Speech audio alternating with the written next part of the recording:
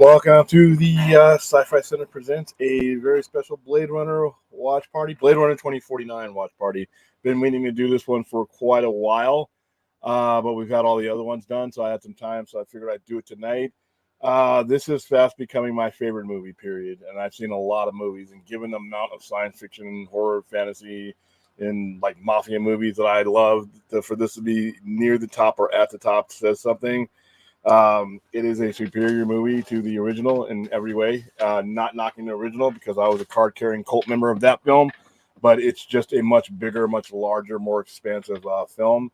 So I'm going to go ahead and bring in Brad and Spidey. For those of you Patreons, hey, how you doing? Patreon, the link is in the Patreon. And for those of you who are just going to be watching along, the Twitch link, I've just put that into the chat room. So that's where we'll be watching it from. This is a long one. It's about 2 hours and 45 minutes. I'm going to let people start filing in because I know this is a weird time for us to be streaming. Some of you might be taken off guard. Have either of you seen this movie? I have, but it's been, I only saw it when it originally came out, so it's been a while for me. I have not seen this movie, and I was actually just coming here to say what's up and wish Brad a happy birthday. I'm going to be watching from the chat, and then maybe I'll jump in afterwards to join the discussion and add what I thought about what I saw. That sounds good, man. Cool. Let's see, comments are in Make sure you blame Brad like Clint's talking about. By Yes, the way. of course. Yeah, that's already without wasting any time on that. All right, later on. I'll see you guys towards the end of the movie. See you, man. Yep. Okay, so once again, I'm going to drop the link, and to actually, you know what I might do is I might just pin that link to the top here instead of the donation link. Let's do let's go over here. Yeah, Clint, how's it going, man? Another day. Yeah, well, of course, you made sure to cover your bases there. All right, so the Twitch link is pinned to the top of the chat, so anybody who wants to watch along, they can. Hi, Chappie. Hey guys, how's it going, man? I got my buoy ready. When are we going to start? Okay, just a minute here. Well, also, we got another guest here, William. You fight like a young man with nothing held back. Admirable but mistaken. How to block that? No, I'm just kidding. I'm going to find out who you are, Williams Bane. If that's Enosh, please, as a lot of people are theorizing, please. He's been actually doing stuff when that comes on, so I don't think it's him. So Okay. Probably Brad with his other laptop. No, I can assure you it's not me. All right, guys, we are at all zeros. Okay. Let me just put my DVD in. There's only one version of this movie available, so we don't have to worry about alternate versions. DVD, man. I got it streaming. Yeah, so do I. I bought the digital copy when I first got it. It gives you a digital copy, so it's like perfect. I just bought the digital copy. I'm going to bring my sound down to almost nothing because I really don't need to hear it. Okay, Spider-Man actually asked, is the first Blade Runner required viewing? And he has, I think you've said before, it's not. Not really. No. To understand this story, you don't have to understand it. It's really the two main characters that are involved that were from Blade Runner are one of them's not in this movie at all. Really, not really, and the other one is in this movie very little. But she's important. She's very important, but you don't now. She's critical. She's very critical. I don't think so. To be honest with you, if you have any questions, I can answer them offline. But I don't think so. I think the movie stands on its own narrative-wise. But if you have any questions, I'll be ready. Yeah, I actually saw the first one before I saw this. I would recommend you have seen Blade Runner, period, and just as a quality of life issue. But if you haven't, I don't. This is so the basic premise. The basic premise that goes from one to the other is replicants. When Blade Runner was made in 1982, the time of replicants they weren't blended into the society that way. They were basically slaves, and they were hunted down. But in this reality, and 30 some odd years later, the replicants are actually the only ones who really hunt down other replicants. So your main protagonist in here is Officer KD-36. He's the main protagonist. He basically takes up where Rick Deckard would have been, and he's a replicant, so that's no secret there. That's no spoiler there, and it's same premise as the first one, but there's a catch to it. So, and that catch it requires you knowing that the previous movie exists, but I think they do a good job explaining here the importance of that particular person to most people. So, all right, is everybody ready? Almost. Hold on, there's something wrong with my DVD player. One also, you've got this up on the. Hold on, Chappie. You don't need your Blu-ray player. I'm going to be playing it. Just click on the strict. I put this Twitch link in there. Yeah, but the TV. Hold on, give me 1 quick second. I can just see the Warner Brothers logo, so we just. Well, actually, I've got the Twitch up. If you got that synced up already, William? Yeah, it's at zeros. Yeah, it's at zeros. It's ready to go. Well, because I'm not seeing anything here on the. There's a black screen that just to say Blade Runner 25. You should have an all black screen right now. Okay. Hold on, let me get the remote. Sorry, guys, gotta. Okay, I see it here. It's got BR249. Yeah, that's all zero screen. Chappie, if you just want to watch it outright, I got the same version you have on. Yeah. Don't worry. If it doesn't work, I'll watch it on digital. I'll watch it on my Apple TV. Fourth also says he'll stop in a bit. Good man. I was going to view with Drew. And also Anthony wanted to ask real quick, who is the author we talk about in terms of some of his concepts in his books were for high time when they were made into movies. That's why they weren't successful in the box office.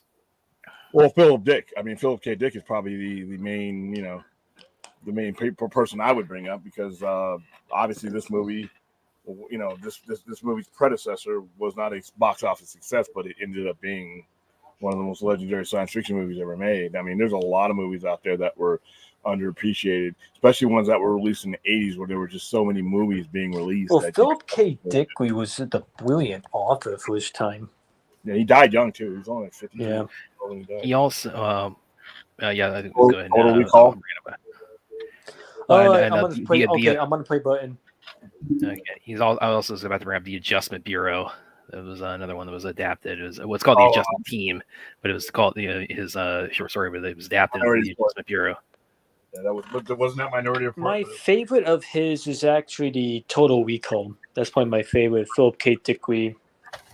Yeah. Oh, by the way, guys, just to let you know, if I do disappear, it's because I'm eating this. Oh, Sister Kim's awesome. No, Sister, I was not at Sister Kim's today. Oh, okay. This is a fat burger. This is a 1 pound, 1.2 pound. It's a belly burster, man. I eat one of those. I'm out like a light. Yeah, that's why I really didn't leave the house today because I was tired and we were closed on Mondays and it's raining. Yay! Which is fucking bullshit. But there you go. It was raining a bit too for me for my birthday today. I've had enough. Fuck it. I've had enough. It's supposed to rain all week.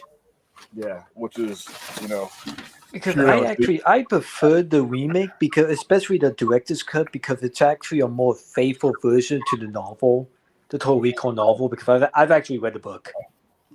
Oh yeah, no, it's kind of news to me, but yeah, you want to go ahead and fire it up, William? Yep. I'm on play button. Okay, when do we go? All right, we're going on 3, 2, 1, play. All right, here we go.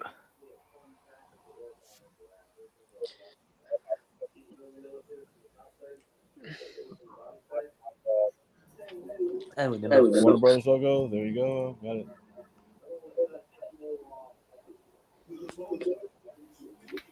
And mine's showing offline on the Twitch. I don't know what I did. Yeah, me too. Hold on, let me see if I can fix that. Hey, let me charge my phone really quick, and I'm gonna get back on with you guys. Okay? Okay, sounds good, man. Spider-Man. I love wearing a little cool web slinging in it. Yes, you do, Spider-Man. I'm gonna reattach the stream and start over. I know what I did. It's I think it timed out because I was getting everything ready. No. A lot of times it'll because I have it on 2 different screens. Oh, I see what happened. Okay. Hold on, I got to redo this. Create. Live stream. Twitch. It totally dumped the stream.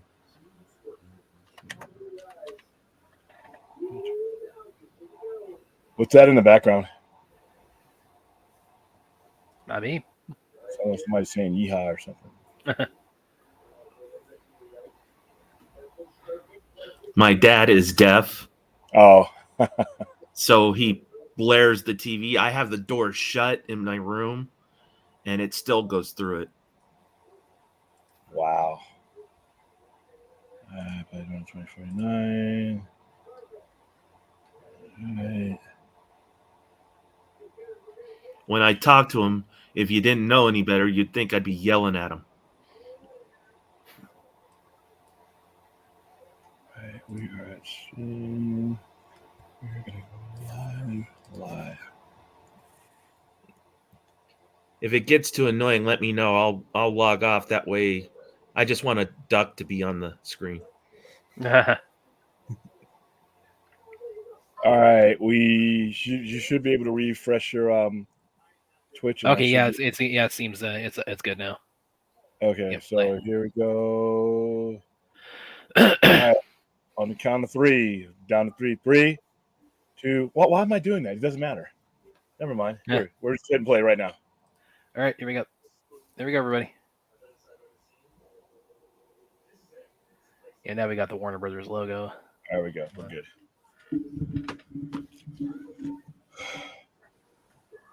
But now you got the volume all the way down, William. Oh, did I? Okay. Yeah. I keep forgetting how to do. Brad, why are you messing up this? Yeah, it's my fault. There we go. There we go. Okay, it's all good now.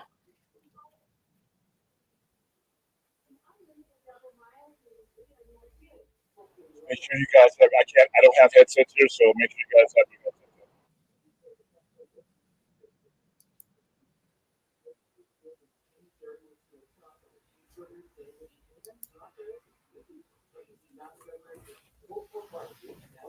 You know, I don't know how they can make a sequel to this. Because the world has gotten progressively worse since the first one. And if they wait another 50 years or so, it's going to be even more worse.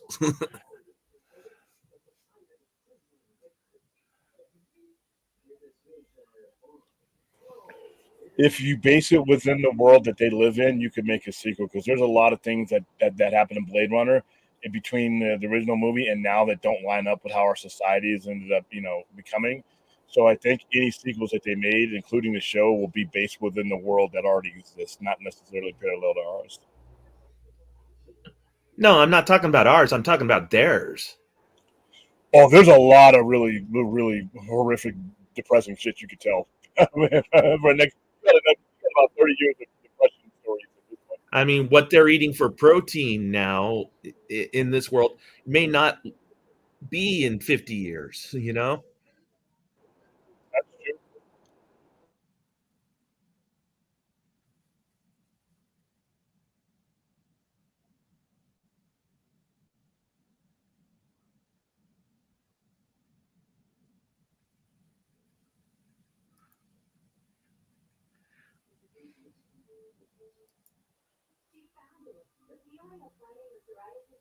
Now we're back to the graphic.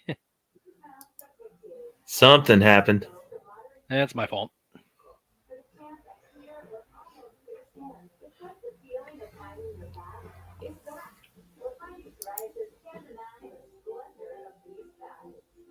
Are you there, William? Oh, he's moving on my camera. Yeah, it went back to the graphic there, William. The movie itself stopped. Hold on. Okay.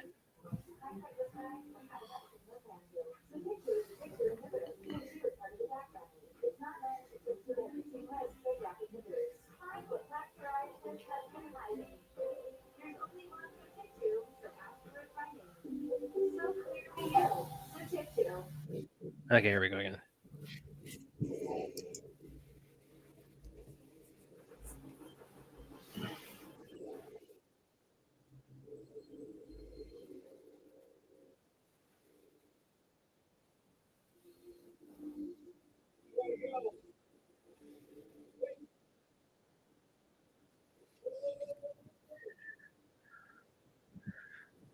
You know, so I'm sure William is. That's I in fact that's actually kind of news to Yes, me. I am. They're doing it. That was news to me actually. They're doing a Blade Runner TV show. It's the first I've heard of it actually, to be honest. So that's slipped by Yeah, me. Amazon is doing a show, Blade Runner 2099. It's gonna Okay. and it's happening. It's under production right now. It got slowed up by the strike, but it's happening. And yes, I am definitely looking forward. You think we're doing watch parties for everything else? That's on that's top of the list right there. Now this scene right here we're watching is very important. And it is, in my opinion, up there with Dave Bautista's best performances, even though it's not going to last a long time. You need to do it. The horse, like, you look a little stressed, my boy. Now we're getting into our solid place. Hey, Clint, if you want to just go ahead and mute, you can just keep your background there. So the positive.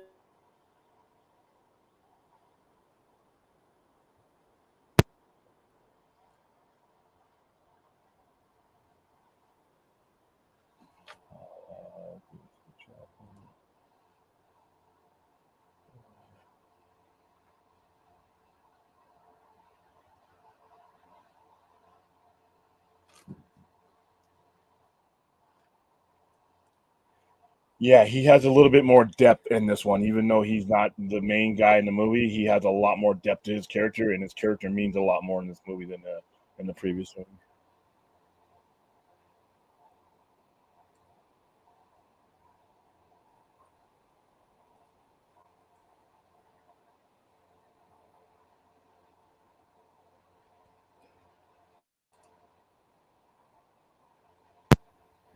This four is just as good as this in the first. Yeah.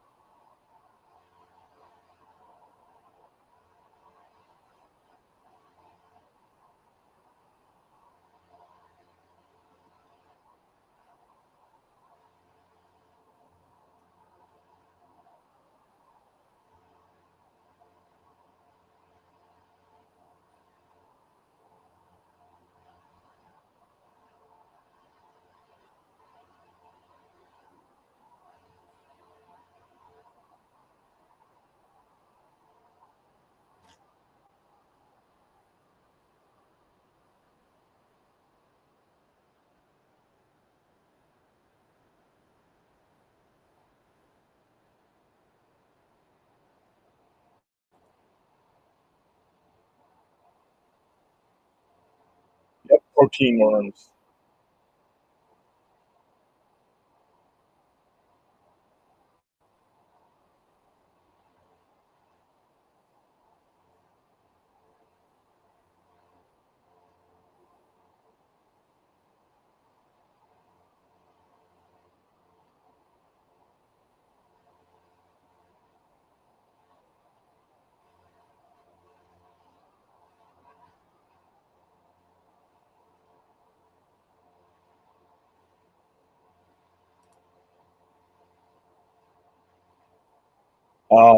That's a 270-pound man throwing about 185 man-pound. I think I don't know if it's thin walls. It's just that's a big dude.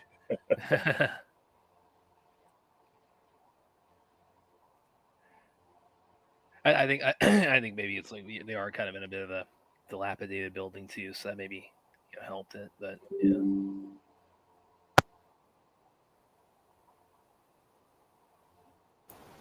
Every building in this world is dilapidated.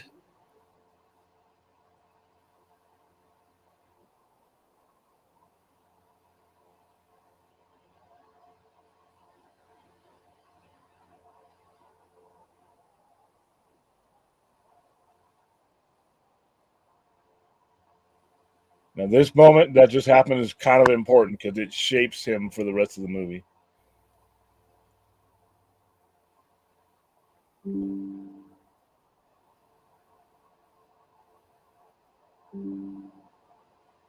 Well, obviously, this is also laying the groundwork for his eventual performance as Ken. Why would you ruin such great commentary on a great movie with that shit? Ryan Gosling just be up the rest of these, yeah. I never took him seriously as when he was first casted as this role, and until I actually saw him play it. But, wow. Could you have seen Ryan Gosling as Green Lantern? Because for the Green Lantern movie, he at one point I think was in the running for Hal Jordan. That kid easily. Huh. And she does. Robin Wright is great in this as well. Oh, yeah.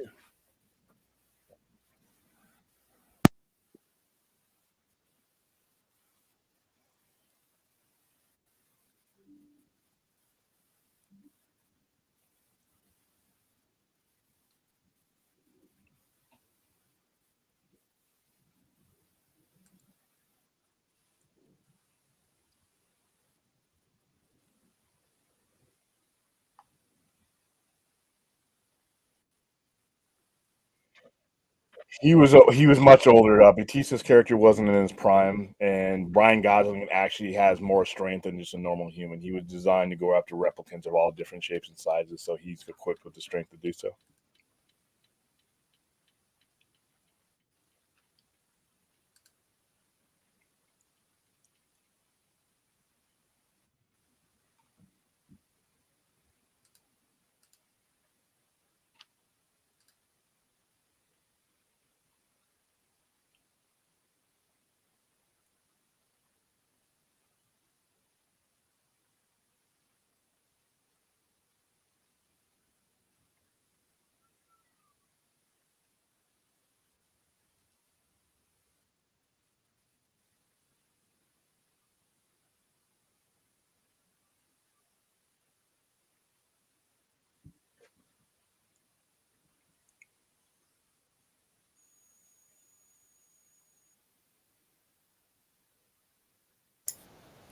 This world is so bad that nothing grows. Everything is replicated. Yeah, that's the beauty in it, though. Now, this scene right here is very intense, and it sets Batista's role sets part of the tone for this movie. But this next couple of scenes, this scene right here, it's called the baseline test. It ratchets it up the intensity.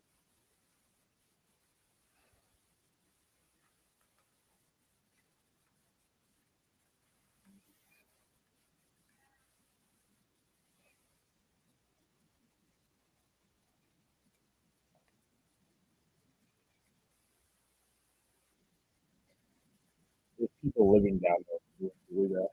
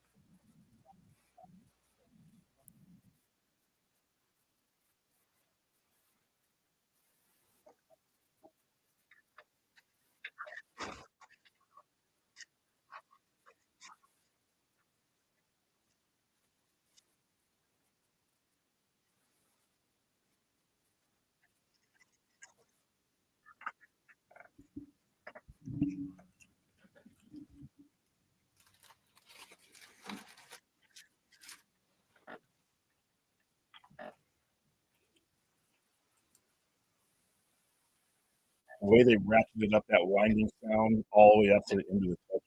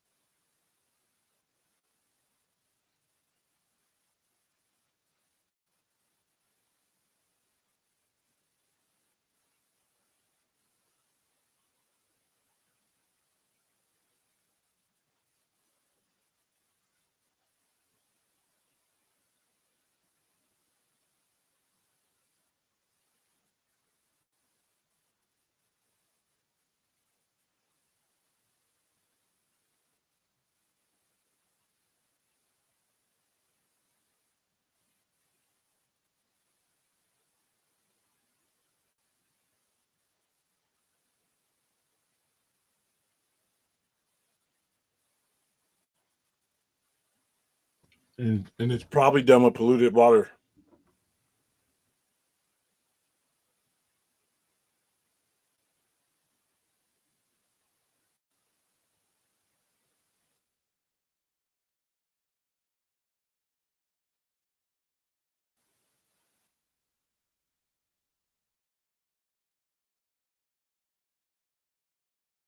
Yeah, Anna de Mraz is great in this. This scene that you guys are seeing right now underscores the loneliness that is his existence because he's a replicant. He's pretty much shunned by all society, even his fellow cops that you saw there.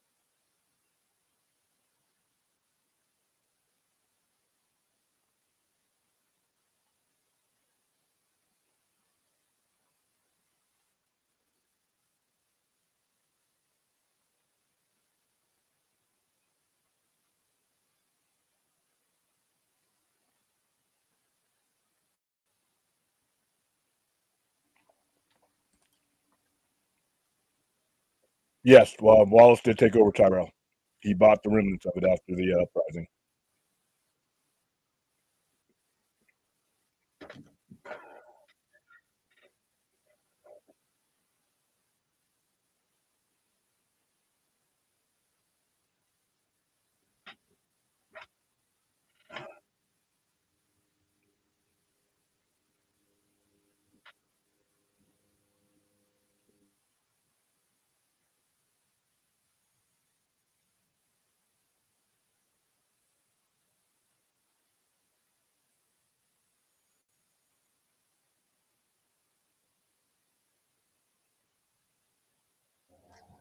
This is a short scene, but it's actually one of the cooler scenes in the city, cinematography wise. Just the way they filmed it and the colors that they use, and her becoming real, essentially.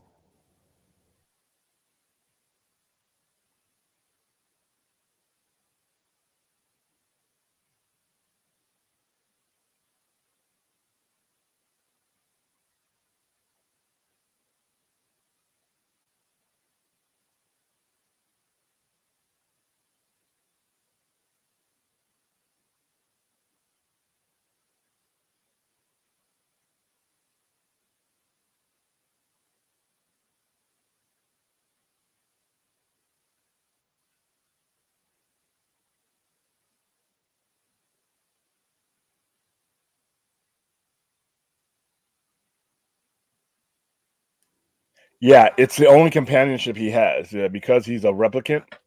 There's no level of society. He can't really go out and get a real girlfriend. Anything. I mean, he is what he is, and but he still has real human emotions. He still has real human loneliness. So this is how he substitutes for it.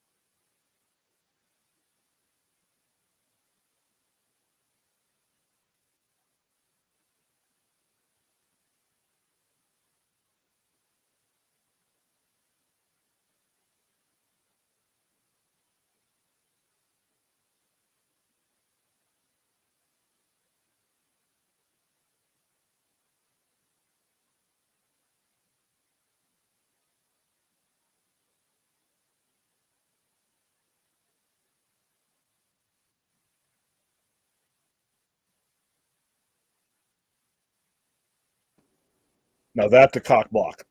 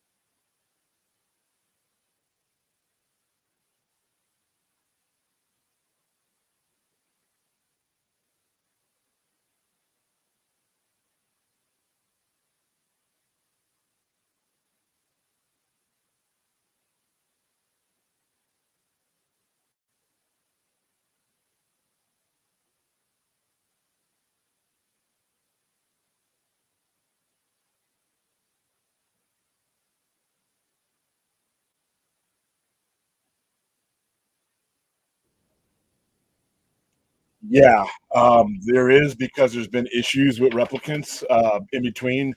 There's a series on YouTube that tells you all the animation and some of the shorts that led up to this, and there's a good reason why there was an uprising that caused all kinds of issues, and Wallace resurrected him.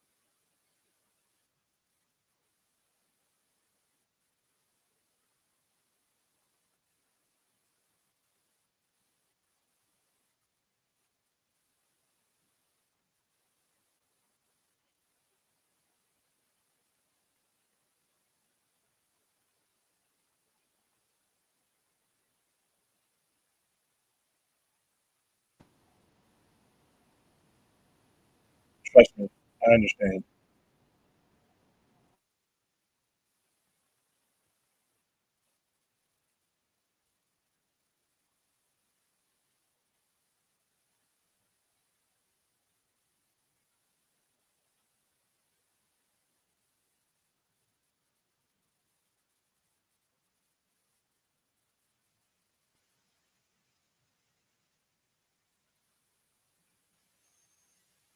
When's the last time Atari's been relevant?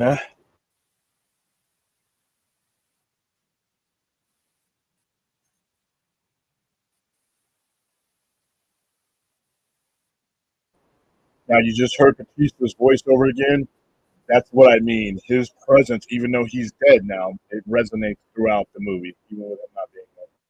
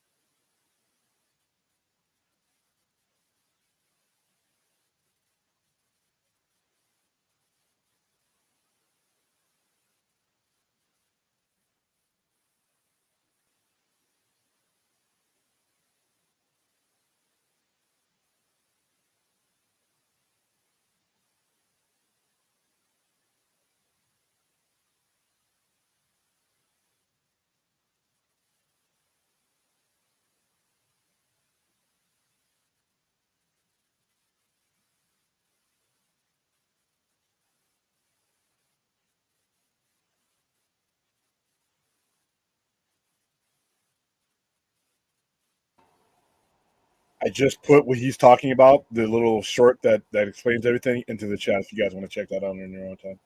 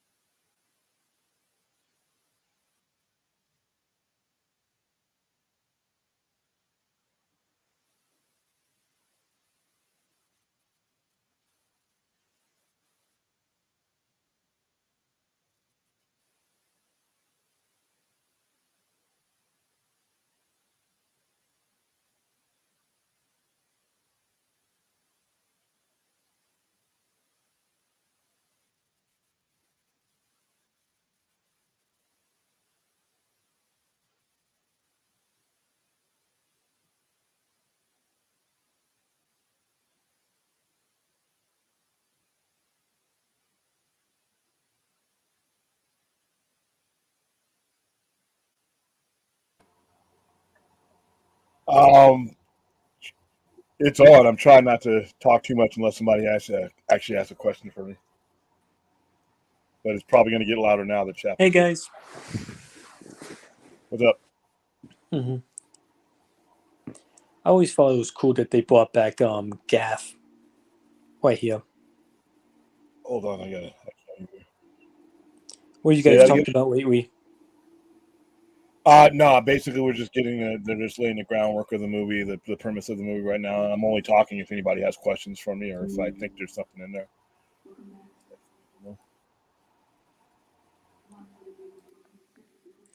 I always felt that this was by far Jared Leto's best performance out of all the movies I've seen him in. This is probably my favorite of his.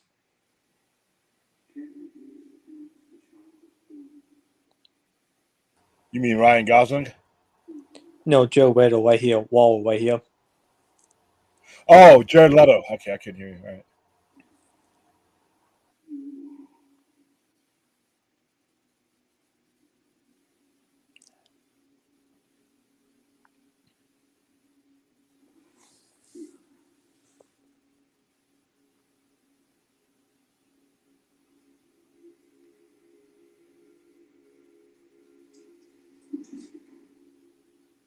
Even when I first saw this movie, I didn't remember being so enthralled by like the cinematography, the way what it was. It was mind blowing to me. I didn't know how I felt about it when I first saw it, and then when I saw it the second time, I automatically just fell in love with this movie.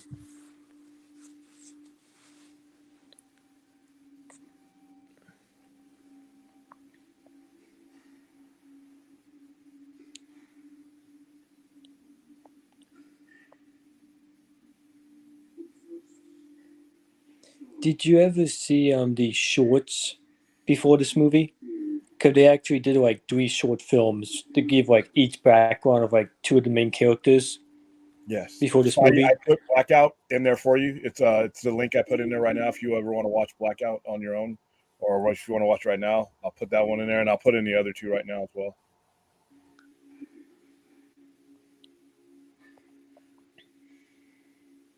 No, I wanted to. I want to ask you. Did you ever see the 3 short films that they did before this?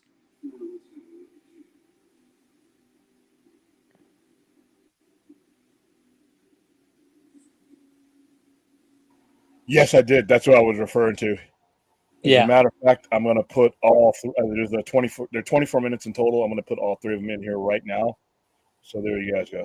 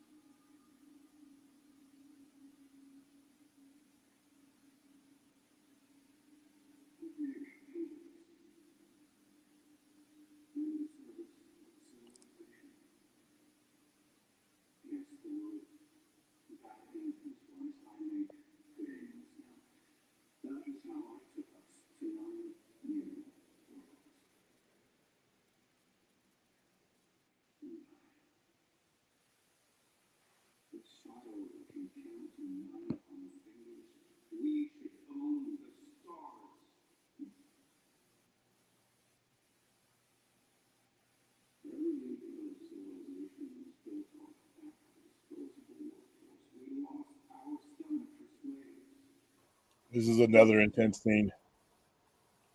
This scene got a lot of criticism. Why? The brutality against what you're about to see. Some of people thought it was gratuitous nudity. It really wasn't. It's a creation scene. Yeah. So, Well, that's kind of stupid. yeah. Oh, I didn't say I'd agree with what they said, but I just told you now. I didn't feel that way when I first saw it. Me either.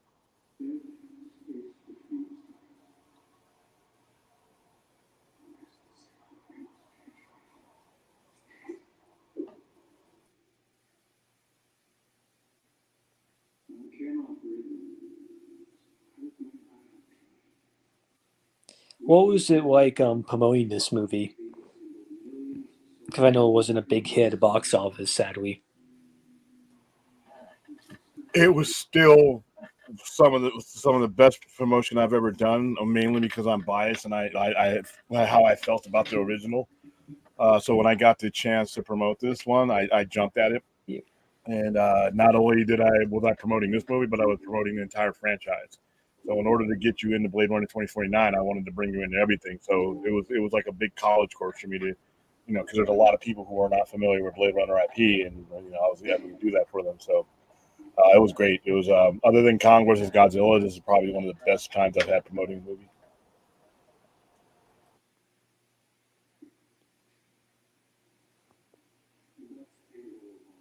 I was surprised that this girl never went anywhere in her career. Wall's assistant, because I thought she was great in this. She has a big career overseas. She's not. She's from Norway or Sweden. She's not an American actress, so she does have a lot of credits to her name over there. Because similar with the Total Recall remake, like I just love like the world building in here. Like the world building in here is just phenomenal. Like it's just visually, it's stunning. The way the effects are.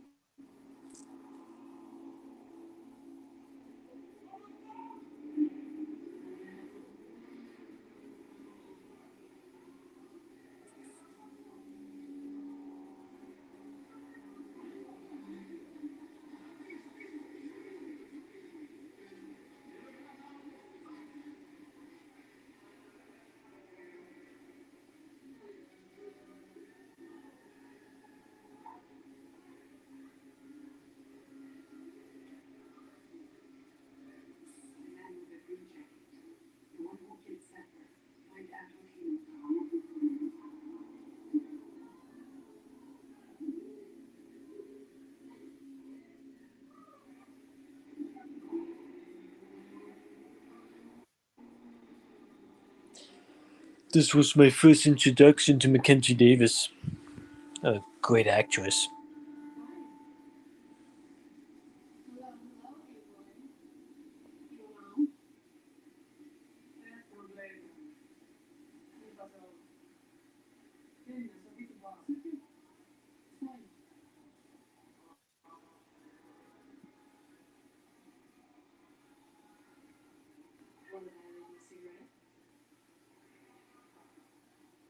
Now watch her emotions. Love's emotions during this scene. It's kind of it tells a lot there.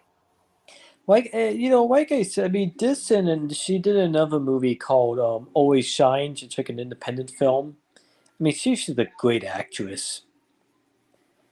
And like I said, you wouldn't know that if you would have saw Dark Fate first, but no, she's a great actress. I love Mackenzie Davis.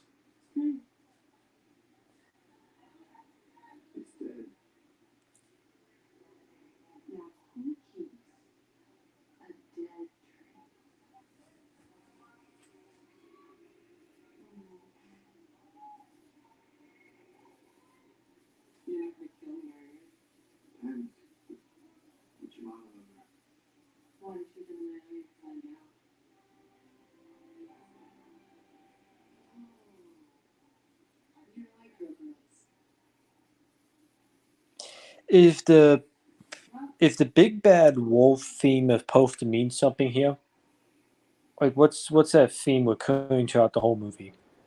Not necessarily.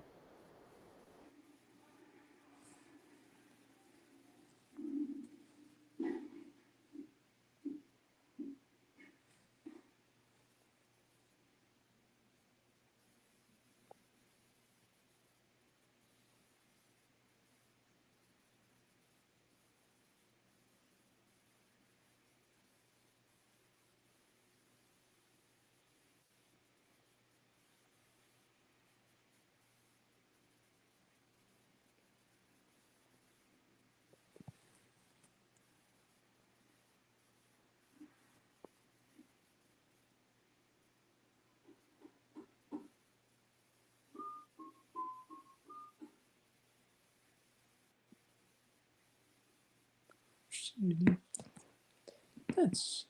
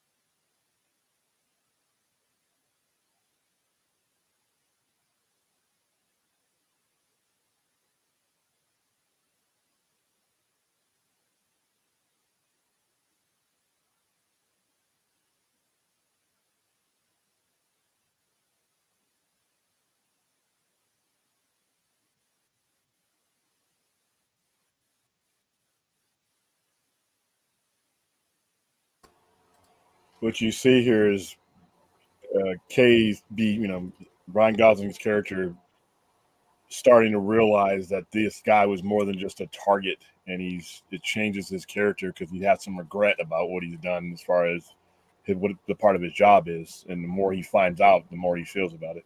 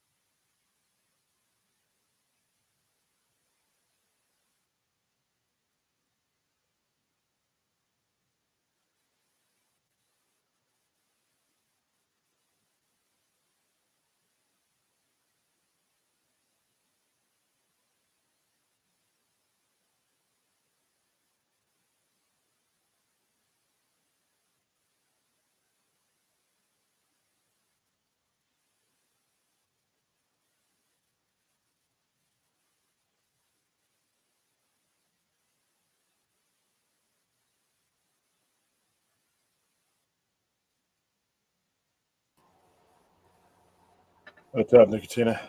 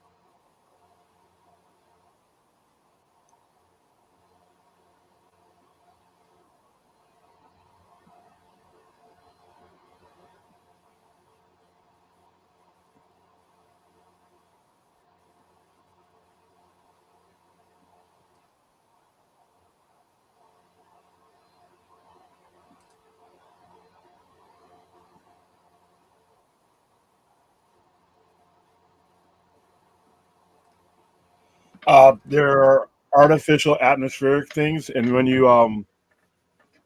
you can kind of see them in the original Blade Runner, and then later on, you can kind of see they're generating a false atmosphere, just enough for the people that live there to breathe. It's not great, but it's breathable.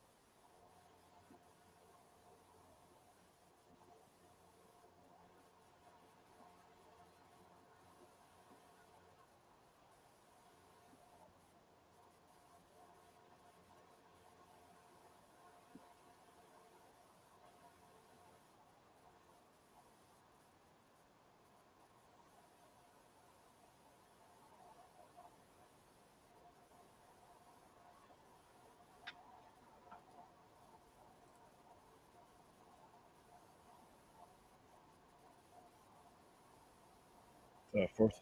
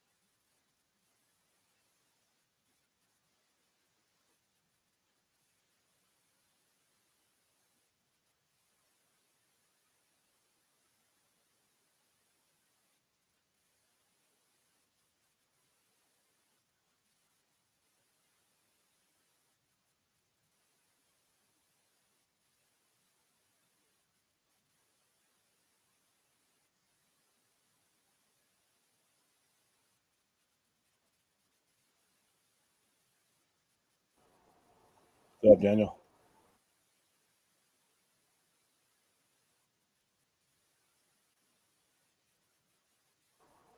Unfortunately, they only did that because we had made the error so unbreathable. They did it out of necessity and not out of innovation.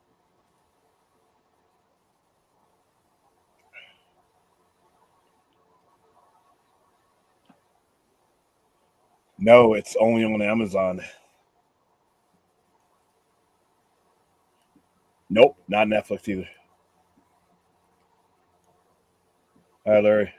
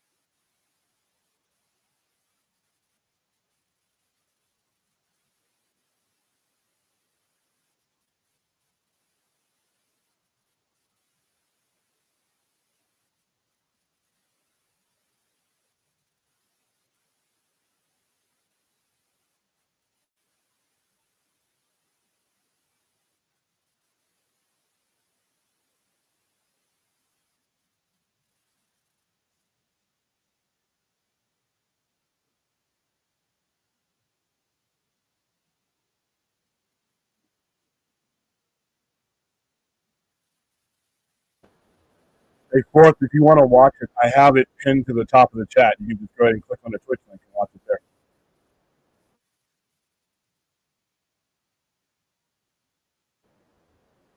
By the way, this sound score, the particular song you guys are listening to, is called Mesa. It's on the soundtrack. This soundtrack is beautiful.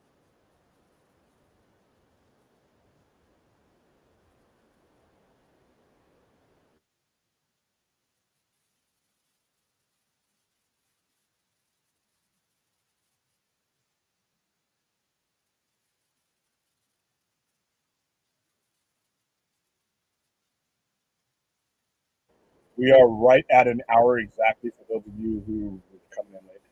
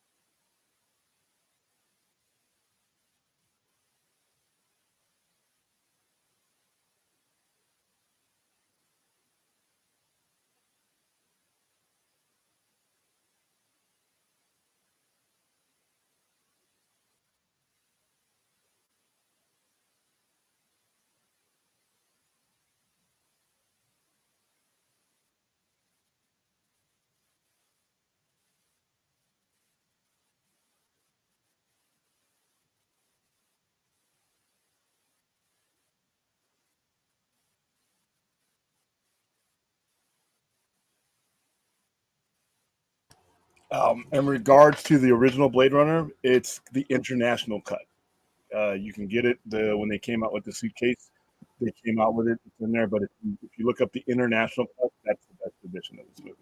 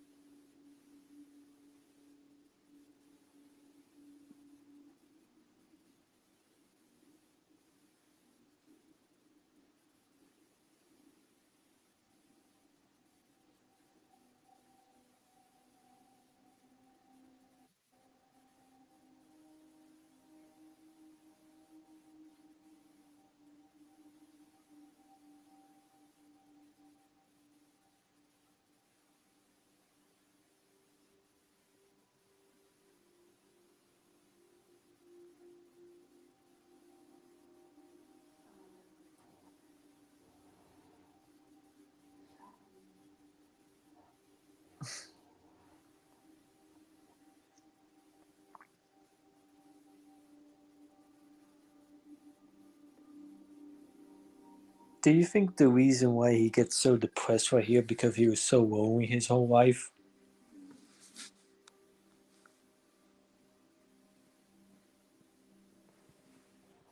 That's part of it. Yeah.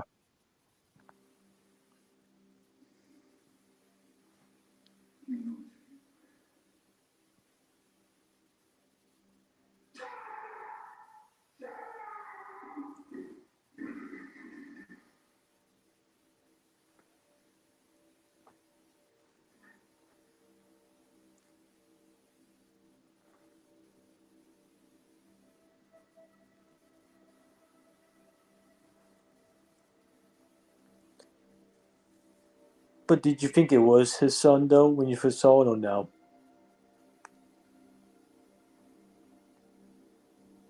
Hold on, because there's people who are seeing this for the first time. Oh.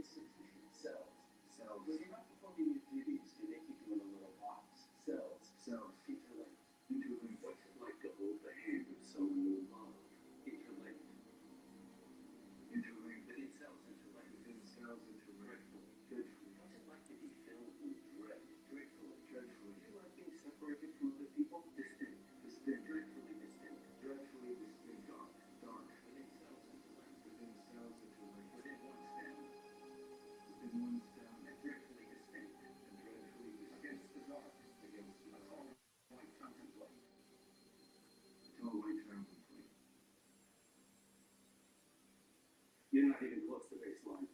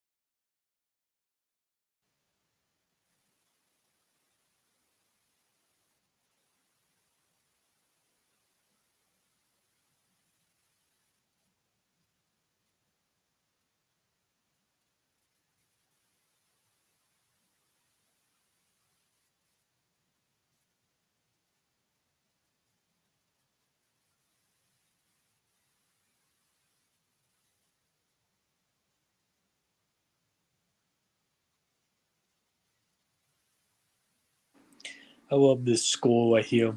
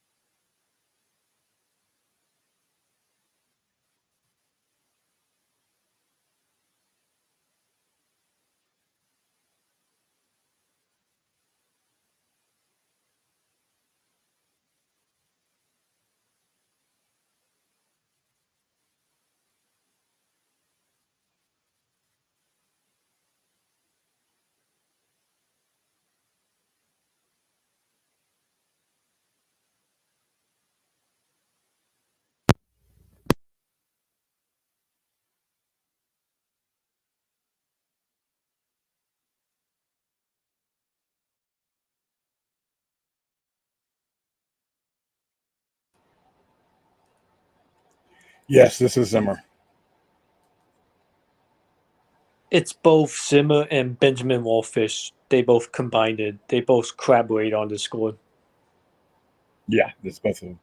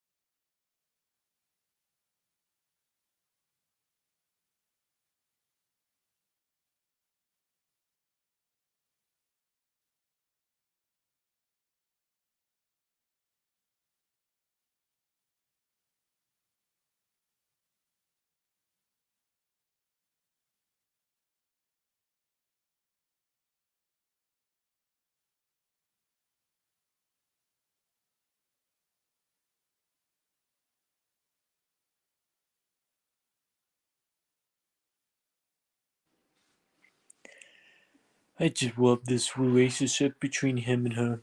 It's a very, very, very interesting.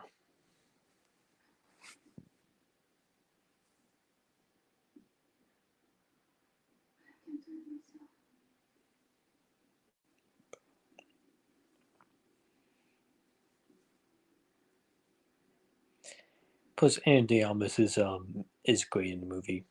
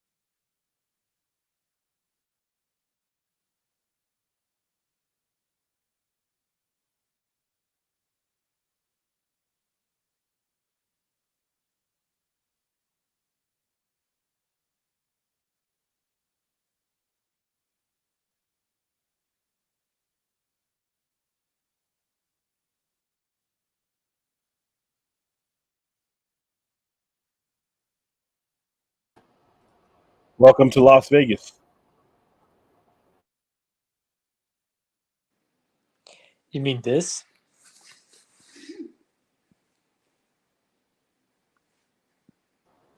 Yep, that is Las Vegas 2049. Weird.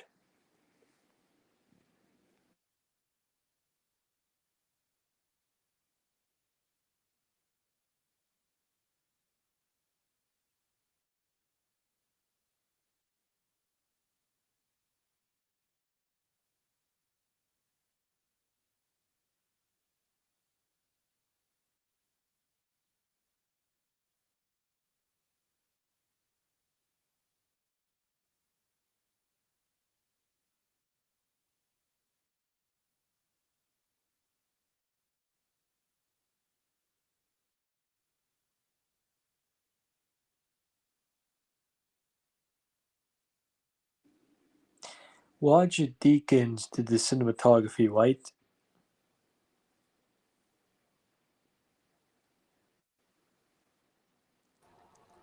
Yes, he won the Oscar. Yep. Well deserved.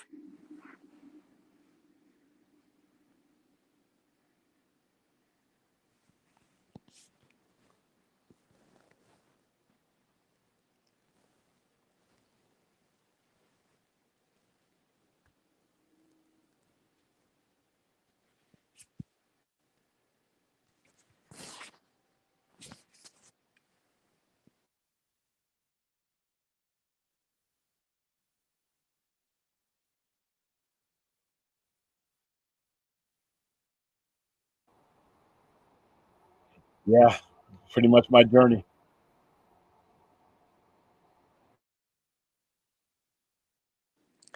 2017 was a pretty. I was going to tell you this, like 2017 was a pretty damn good year for movies. We had a lot of great movies come out that year.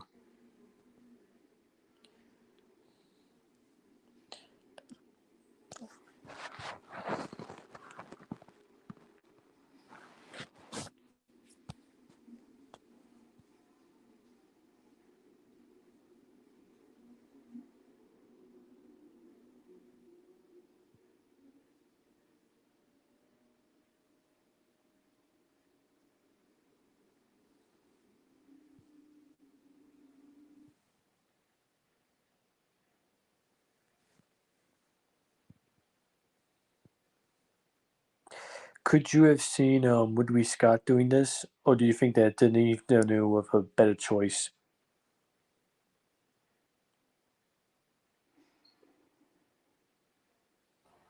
Denny was the better choice for this go around. Yeah, that's what I think. I mean, Scott is great, but Denis Villeneuve took this to another whole level.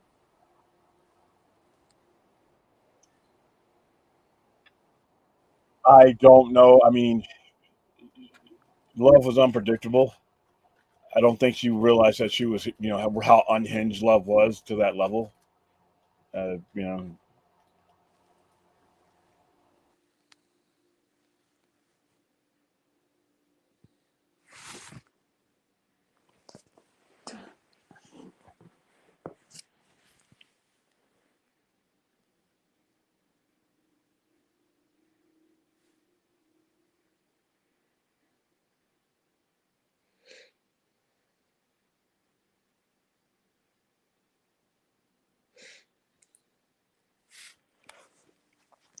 Why do you think it underperformed?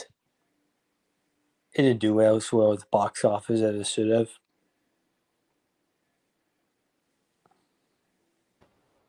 I'll go into a lot of that after we're done. Okay.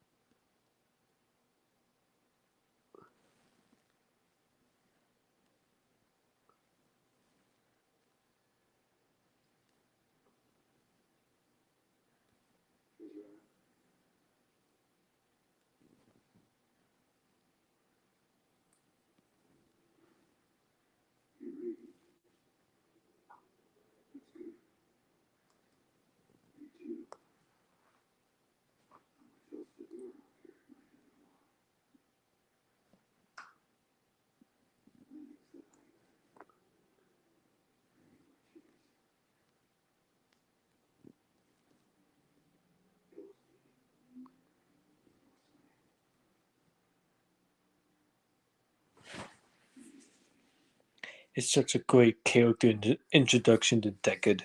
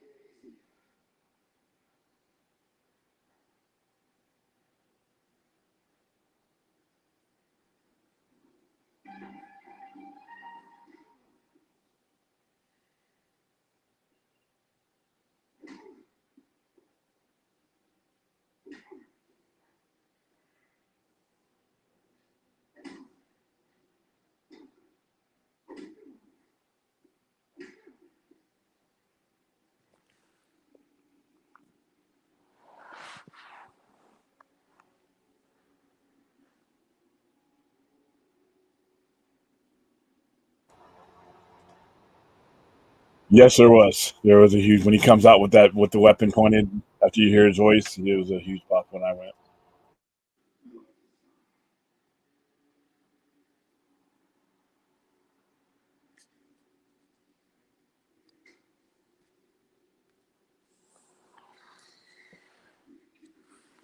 You mean people freaked out when they saw him?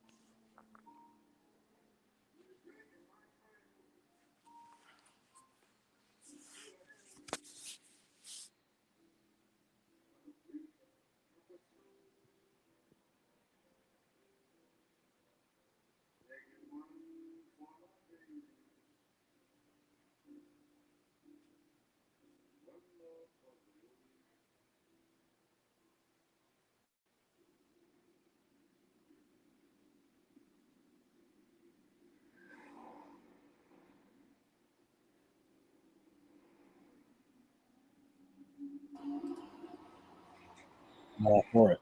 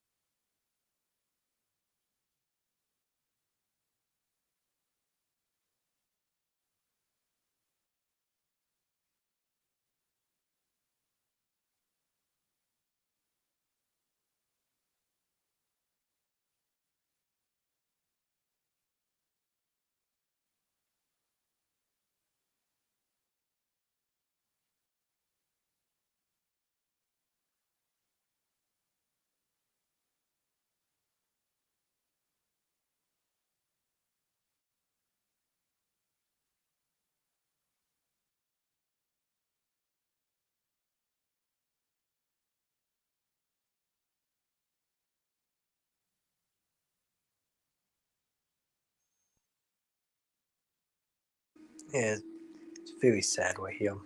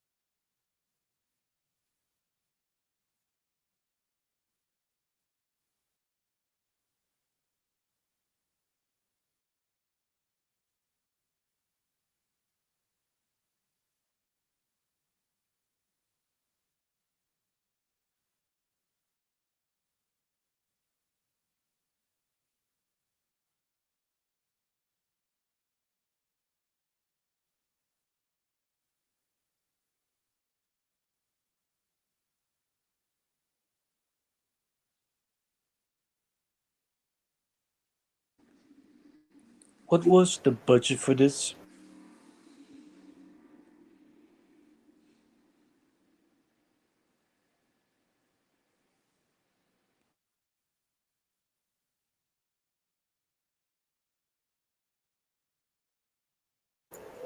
Hey guys, enjoy the rest of the movie. I'm out. See ya. See you later, Ken.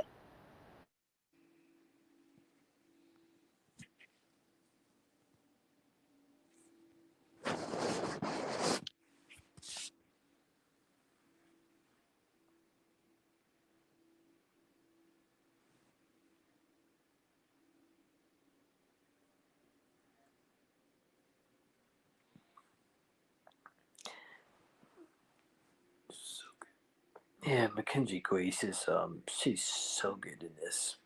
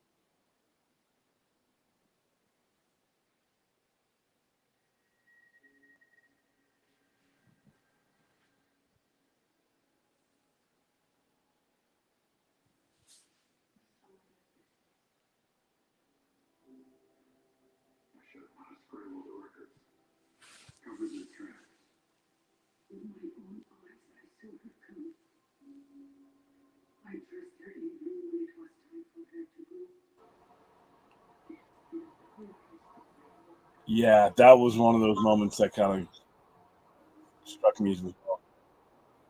Why didn't they kill him? I don't. Who are you asking him about? Fourth doesn't know anything.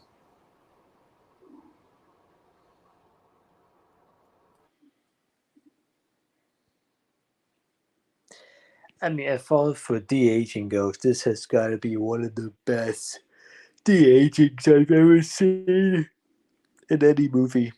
They were able to de-age Rachel's face.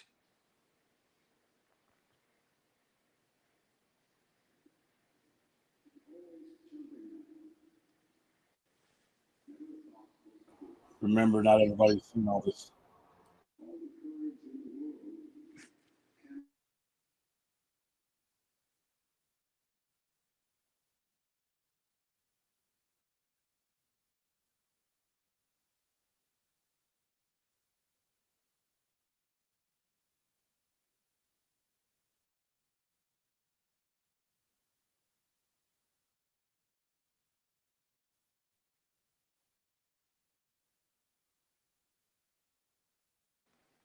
Sorry about that.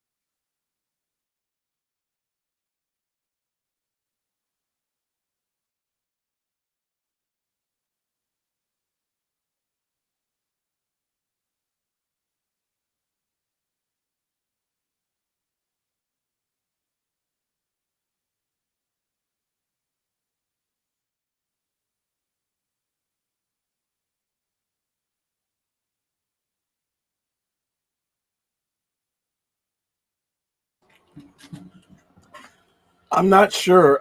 I've always asked that. I think Love, the female assassin. I think she's conflicted, and I'm going to go into that a little bit after we're done. Um, I think she's conflicted when it comes to killing. When you look at when she killed Yoshi, Robin Wright's character, she had tears in her eyes. I mean, that was just, I don't think, I think she's by design conflicted, but I'll go into that later.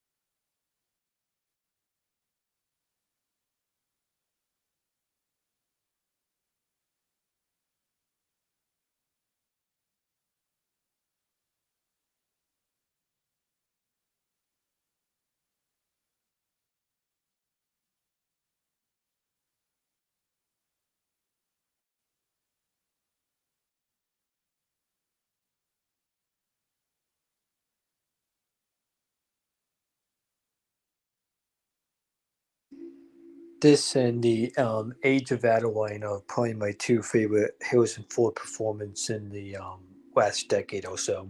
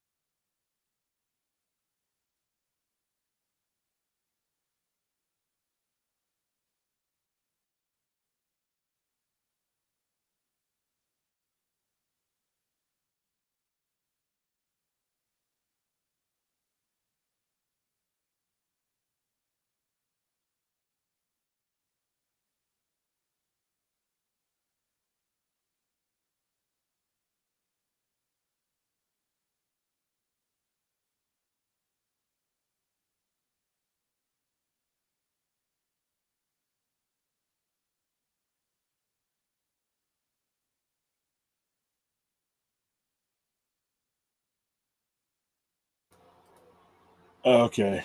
You don't know what happened, but let me fix this.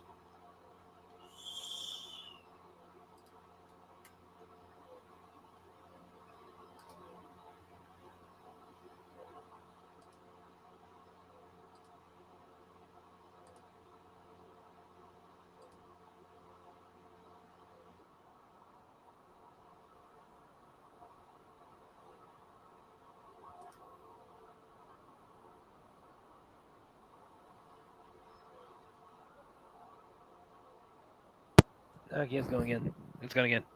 Okay.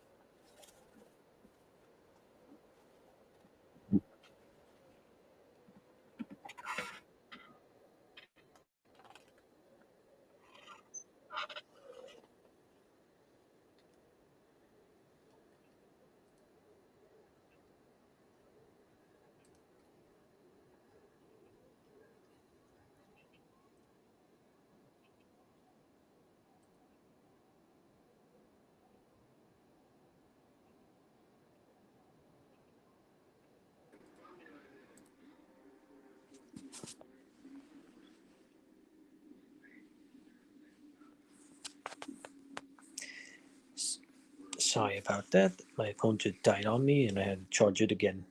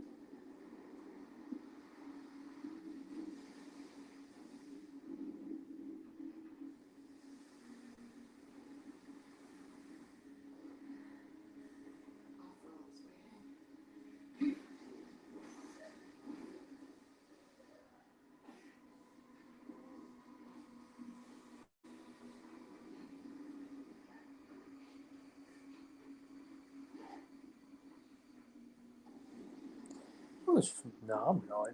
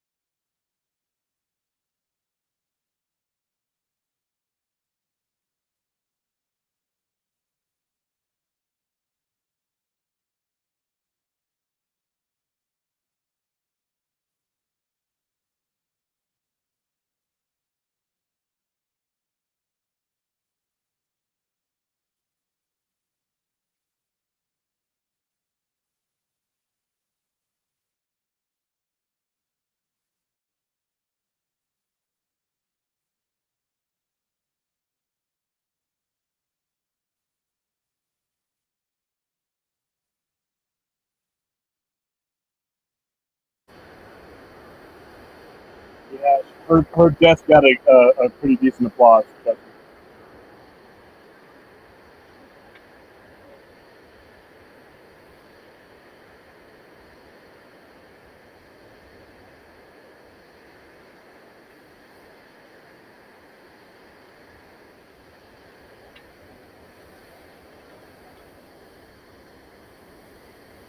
yeah, I'll be on later.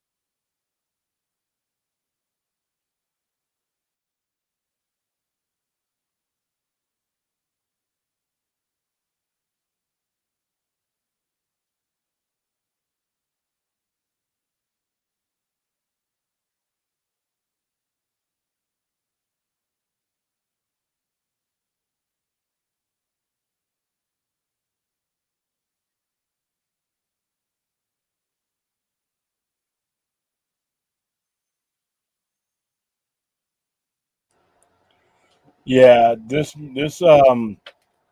usually after a movie this long, I'm ready to get up and go to the bathroom and get the feeling back in my legs. I remember the night I saw this. I saw it during the preview screenings. I stayed. Um, hold on, I'm gonna mute it.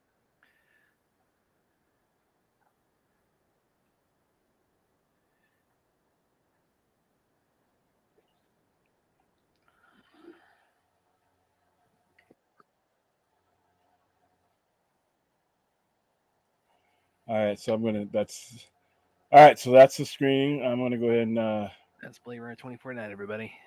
yeah, I'm gonna go ahead and get out of Twitch, get out of here, get out of that one, and stream, and that stream is done. You don't know how many windows I have to open up to make this happen on my own. I remember staying till the end credits were over with because they did basically a redo of Seawall, which was the song you heard when he's fighting her at the end. And it was just the soundtrack that they put together for this movie it just overtakes you. And like I said, I stayed after a 2 hour and 43-minute movie. I stayed until it was done because I was in a Dolby surround sound or whatever it was. And it was just so blurry, and you just wanted to just sit there as long as I could and just just absorb the whole moment. But that movie, and it took me. I did a review of this movie 6 years ago when it was released, and actually it's almost 7 years ago. Shit, it's almost it. Yeah. And like I said, I had to take a while simply because I did not want to just run out of the theater and be like, the prisoner of the moment. And just the most recent thing you saw was what's in your head. I had to sit and I had to think for a while and where I would put this movie, how I would rate this movie, and how I would where I would put it in regards to Blade Runner. And when I did all that, I came to the conclusion that it's a superior movie. It augments Blade Runner. Seeing Blade Runner 2049 makes Blade Runner better. It completes it. It surrounds Blade Runner. It takes the story to places that the original Blade Runner could not do it for whatever reason, whether budget or just it wasn't the time. It expands on everything that makes Blade Runner good. So and like I said, every time I get a chance to show people that movie, I do. If I find out people that that haven't seen it yet, I'll sit them down in the screening room and I'll put in my copy for them if they have the time. I've hosted a bunch of screenings of this just to make sure that everybody who wanted to see it could see it. But that's where I hold Blade Runner in high regard.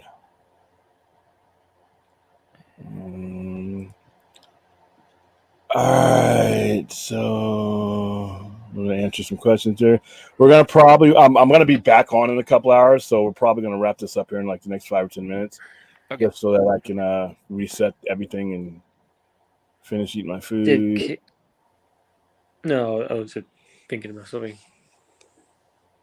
No, I'm just making sure. I tried to answer as many questions as I could throughout, but I went ahead and put the Blade Runner, the lead ups, the shorts that came out before the movie did. And one of you guys, one of them, the blackout with reference that one of them shows the blackout, the other one shows Wallace as he's taking over, and the other one shows Sapper Morton. It's called Nowhere to Run. It's how they found Sapper Morton. It's how they don't ever tell you in the movie how Kay finds him, but when you see the short, and it's actually Dave Bautista, he did the short movie, so it's in there as well. So yeah, that's probably my favorite one. Yeah, the music. And he wasn't actually a bad guy. He was actually someone that was trying to protect someone, but kind of sad. Yeah, and like I said, that's why when I always say that's one of Dave Bautista's best roles is because he's only in the movie 10 minutes, but he reverberates throughout. What happens while he's in the movie literally is it doesn't end just when he's on the screen, and his killing changes Officer K in a way that he's not just some machine going out to hunt his own kind. Another thing is why didn't Love was not a murderer at heart. She would do it for Wallace, but she's conflicted. When you saw that one when he kills the prototype, That's what you get for killing his AI girlfriend. Yeah, when the prototype comes out, the one that's just being born, and he kills her, you can kind of see her tearing up because she realizes that even though everything she does is for Wallace, but she realizes to him, she's just another piece of property, another piece of meat, and she's conflicted when it comes to killing. She didn't want to kill Yoshi, but that's why she's crying. You notice Yoshi, Robin Wright's character, wasn't shedding a tear, even though she knew she was about to die. But you hear his love trying to reconcile with herself what she's about to do. So she's not all there. She's not all there. She knows she wants to be the best. She wants to be the apple on Wallace's eye, but she's conflicted with the fact that Wallace sees replicants as just slaves. She wants to be real too. Yeah, she wants to be real, and she wants to have that meaningful, thing. And I think they all do. I think every replicant at some point goes through that point in time where is there more than just being created? And that's what he means when he says earlier, to be born is to have a soul. So there's a lot in this movie to unpack. How you doing, Ruth? Did Kate die at the end? It's ambiguous. It's half the people that I watched it with assume that he just basically bled out. The other half was like, they just cut to it. They cut to it before he did, but it's the general assumption that he passed away, that he died, because there was no more purpose for him. It's almost like Rutger Hauer's character. Rutger Hauer's character had ran its course, and that was it. But it's left. Denis Villeneuve never answers it, and it's just left that way. Well, the other wife kind of makes sense. Yeah, no purpose anymore. That kind of makes more sense now. Yeah, and he him Wallace finding him would allow him to fall. Yeah. She has stock. Well, it's kind of built in. It's like I hate to say it, but it's like a dog. A dog will do everything to please its master. A dog wants to make its master happy and everything else. A dog will do anything for its master. But when you're talking about something that's supposed to be replicating a human being, there are conflicts because she's proud. If you watch that earlier scene, she's proud of what replicants mean. She calls them gifts to society, and she sees replicants different than other people. But when you live through Kay's life, you see how even replicant cops, treat them like trash. So it's almost like it's two sides to being a replicant, but you're seeing it at her end where she gets to live in a big house and she's not, she has everything provided for her, and then you see how he has to go in where he just basically has to blend in to society, so it's two different stories being told in one. What's going on, Spidey? I think it was a flop, though. Hey, Spider-Man. What's the good word? Spider-Man. What were you asking, Chappie? Why do you think it was a flop, though? The reason I think it was a flop, one, they didn't do a very good job in making you understand what this movie was about. They didn't put out a lot of information, and they basically relied on what Blade Runner had become as far as lore and legend goes. But even when you have that lore and legend, you still have to be able to describe what the movie is. Not a lot of people made the connection. The ad campaign, which we were a part of, wasn't the best at the time. I mean, they could have done a lot more. They needed to make this movie accessible to people who had drifted, didn't know what Blade Runner was. If you see the exact opposite, you see what Top Gun did.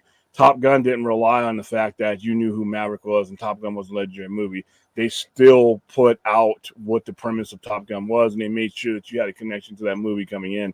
I don't think they did that. It's one of the flaws in 2049. It has nothing to do with the movie. It has more to do with the fact that they just didn't market it correctly.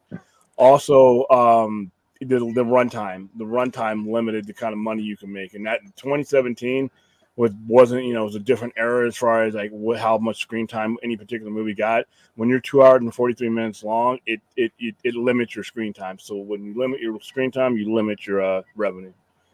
But once again, though, even though people weren't willing to give it a chance right then and there because they weren't familiar with the IP.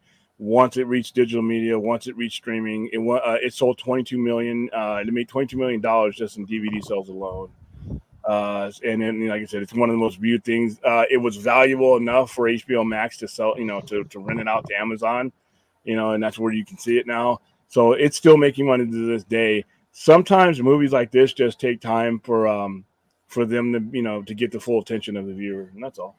Do you think also the marketing. I was gonna say the marketing of that kind of reminds me of what happened with John Carpenter. I mean, the Thing prequel to John Carpenter's movie. Different problem. By the way, Because remember, the problem was they didn't market it that well, and a lot of people assumed that was a remake, even though in reality it was a prequel to the original. Well, it's a remake. You talking about the John Carpenter 1982 one? No, I'm talking about the prequel thing to that movie. Oh, that's another thing. You got a lot of people who love John Carpenter's The Thing that didn't want to, don't want anyone to ever make a movie connected to it again, which is, Do you think also the reason maybe it didn't 2049 didn't do so well is because Blade, the first one, is so notorious for having 7 different versions? No, because most of those people wouldn't even known of those versions. So I think you have an obscure movie that bombed that's becoming cult classic, but even when you have a cult classic, that's still not the majority of the people. It's a cult classic. That's by definition what it is. So you're making a connection to something that's obscure to begin with without doing the proper marketing. That was your biggest hiccup. Say, William. So I was a few minutes trailing behind you guys here, so maybe you answered this already. So what meaning do you take from this movie? Like, what do you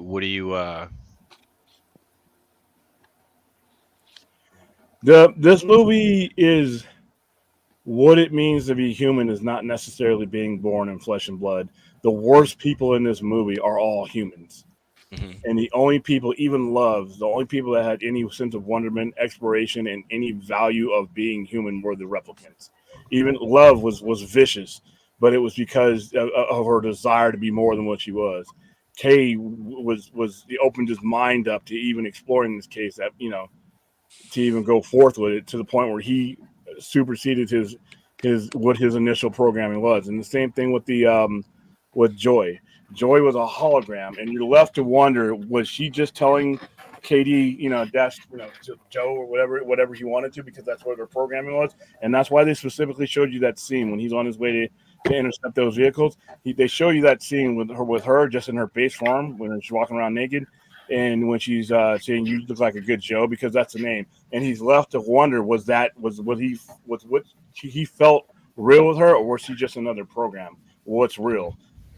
I came to the conclusion with her is, that was her base programming, but she evolved beyond that. She did things that the programming did not have to do. Right. She went places that the programming. So I would go on the vein that everybody in the movie evolved except for the humans. The humans were the absolute worst thing, and that's what Blade Runner is always trying to tell you: what is real, what does it mean to be human, what are the rules. So is this is a theme that carries over from the prior movie then? Yes. Again, I haven't seen the movie, so yes, because when you look at Rutger Hauer's character, he's presented as a villain. He's not a villain. If you look at Rutger Hauer's a character in the context of what you would do if you were created, you had a 4-year lifespan, and you're just getting to the point where you're starting to appreciate a lifetime's worth of emotions, and now before you get a chance to appreciate any of those, you're going to be cut short.